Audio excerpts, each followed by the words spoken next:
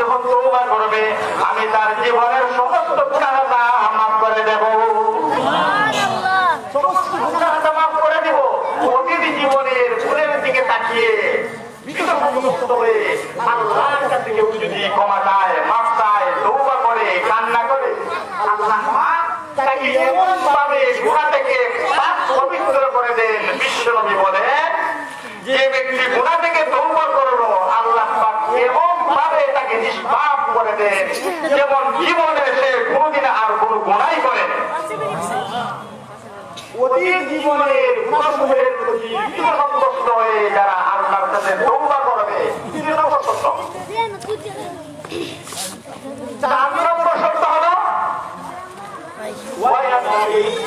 ভবিষ্যৎ জীবনে সকল কাজে, ভবিষ্যৎ জীবনে সকল কাজে, সকল কর্মে, সকল কথায়, সকল চলাফেরায়, জীবন যাত্রায়, সর্বক্ষেত্রে যারা আল্লাহকে ভয় করবে, আল্লাহকে ভয় করবে, নামাজ যখন ছেড়ে দিতে চাইবে আল্লাহর ভয়ে নামাজ ছেড়ে দিতে পারবে না, রোজা ছাড়তে চাইলে আল্লাহর ভয়ে রোজা ছাড়তে পারবে না, আল্লাহর ভয়ে হজ ছাড়তে পারবে না, আল্লাহর ভয়ে সুদ খাইতে পারবে না, আল্লাহর ভয়ে ঘুষ খাইতে পারবে না, আল্লাহর ভয়ে সে মিথ্যা বলতে পারবে না, আল্লাহর ভয়ে দুর্নীতি করতে পারবে না, আল্লাহর ভয়ে জুলুম নির্যাতন করতে পারবে না, আল্লাহর ভয় অন্তর যাদের থাকবে তারা আত্মীয় স্বজনের হক বিনষ্ট করবে না, আত্মীয়তার হক আদায় করবে, নামাজ পড়বে, রোজা রাখবে, হজ করবে, যাকাত দিবে, কল্যাণের পথে চলবে।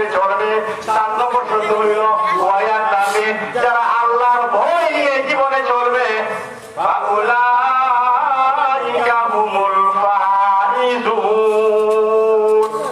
আল্লাহ বলেন, যারা পরমভাবে পালন করবে, নবীর সুন্নাত তরিকায় জীবন যাপন করবে, নিজের কৃত গুনাহের জন্য আল্লাহর কাছে তওবা করতে থাকবে, ভবিষ্যৎ জীবনে আল্লাহর ভয় নিয়ে চলবে, গুনাহের কাজে জড়িত হবে না, ফাউলাইকা হুমুল ফাইজুন। তারাই হলো দুনিয়াতেও সফলকাম, সাকসেসফুল এবং পরকালেও তারা হবে সফলকাম এবং সাকসেসফুল।